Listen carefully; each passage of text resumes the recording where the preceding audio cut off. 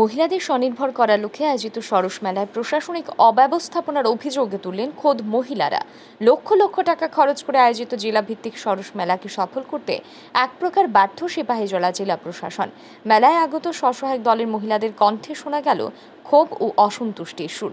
উল্লেখ্য, গ্রামীণ জীবিকা মিশনের উদ্যোগে সিপাহীজলা জেলা সদর বিশ্রামগঞ্জে দ্বিতীয় জেলাভিত্তিক সরস মেলার আয়োজন করা হয়। চলো দিদিরা সবাই আত্মনির্ভর ত্রিপুরা বানাই, এই স্লোগানকে সামনে রেখে জেলার বিভিন্ন স্বসহায়ক দলের মহিলাদের নিয়ে 11 মার্চ থেকে 13 মার্চ 3 দিন ব্যাপী জেলাভিত্তিক সরস মেলা আয়োজন করা হয়। মেলা প্রাঙ্গণে প্রতিটি কোনায় কোনায় এই স্লোগানটি বড় বড় অক্ষরে লেখা ব্যানারের মাধ্যমে সাজিয়ে তোলা হলেও স্বসহায়ক দলের মহিলাদের স্টলের বদলে মেলা প্রাঙ্গণে জায়গা করে নিয়েছে বহিরাগত কিছু ব্যবসায়ীদের স্টল। যেখানে মহিলাদের আত্মনির্ভরতার কথা বলা হয়েছে, সেই জায়গায় মেলায় আগত স্বসহায়ক দলের মহিলারাই বিস্ফোরক অভিযোগ করেন উদ্যোক্তাদের বিরুদ্ধে। সরকারি মেলায় শুধুমাত্র স্বসহায়ক দলের মহিলাদের তৈরি সামগ্রীর স্টল খোলার কথা থাকলেও আশ্চর্যজনকভাবে মেলায় নিজেদের ব্যবসা সাজিয়ে বসেন বহিরাগত কিছু ব্যবসায়ীরা। এতে করে ক্ষোভে ফেটে পড়েন মেলায় আগত স্বসহায়ক দলের একাংশ মহিলারা। তাদের অভিযোগ, সরকারিভাবে বলা হয়েছে কেবলমাত্র মহিলাদের আত্মনির্ভর করার লক্ষ্যে এই মেলার আয়োজন করা হয়েছে, কিন্তু বাস্তবে এই মেলায় অন্য চিত্র ফুটে উঠেছে।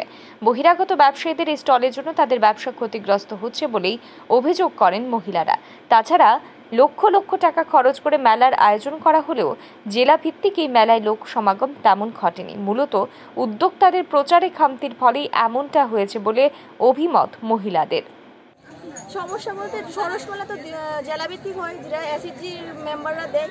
আর এখানে মানে এই মেলার মধ্যে দুইটা আউট স্টল হয়েছে, আইসক্রিম, তারপরে আর এক্সট্রা এগরোলের স্টলও আছে, যেটা মানে আলাদা স্টল, যার লেগে কাস্টমার তারটাতেই যেতেছে, আমরা কাছে আইতেছে না। যদি তারা না দিতে হয়তো আরও দিদিরা যারা আছে বা আমরা যারা আছে তারা সবাই ব্যবসাটা ঠিকঠাকভাবে হইতো, তার লেগে অনেক কাস্টমার ওইখানে যেতেছে, এদিকে না তারা পুরো আউটভাবে দিতেছে। তারা কোনো স্টল, তারা কোনো গ্রুপই নেই, আমরা তো সব গ্রুপ থেকে দেওয়া হয়েছে। আমরা জাস্ট নিজের পায়ে দাঁড়াইতে চেষ্টা করছি, তারা এর আগে ভেঙে দিতেছে জায়গাটাকে। এই বিষয়ে বলবো, মানে কালকে থেকে আজকে ভিড়টা অনেকটাই কম। আর এছাড়া মানে এসএসজি গ্রুপ ছাড়া অন্যরাও মানে আউটরারও এখানে মানে আসা যাওয়া করতেছে, বেচাকিনি করতেছে, বিজাপুর, বাদাম, এভরিথিং, মানে রাস্তাঘাটে যারা বিক্রি করতেছে ওখানে তারা এই মেলাতে এসে বিক্রি করতে। তাহলে তো আমাদের মানে বিক্রিটা অনেকটা কমে যেতেছে না, যার লেগে তো আমরাও মানে জিনিসপত্র নিয়ে বসে আছি। এই বিষয়ে মানে আপনাদের চাহিদাটা, মানে এই দোকানের চাহিদাটা অনেকটা কম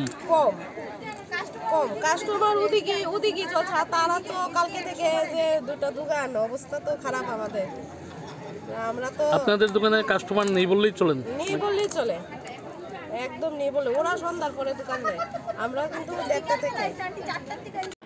বৃহস্পতিবার মেলার তৃতীয় তথা শেষ দিন, তাই অন্যান্য দিনের তুলনায় একটু বাড়তি উপার্জনের আশা করছেন মেলায় আগত বিভিন্ন স্বসহায়ক দলের মহিলারা। এর জন্য প্রশাসনের নিকট বহিরাগতদের স্টল সরানোর উদ্যোগ গ্রহণ করার দাবি জানান মহিলারা। Bureau report, RE news.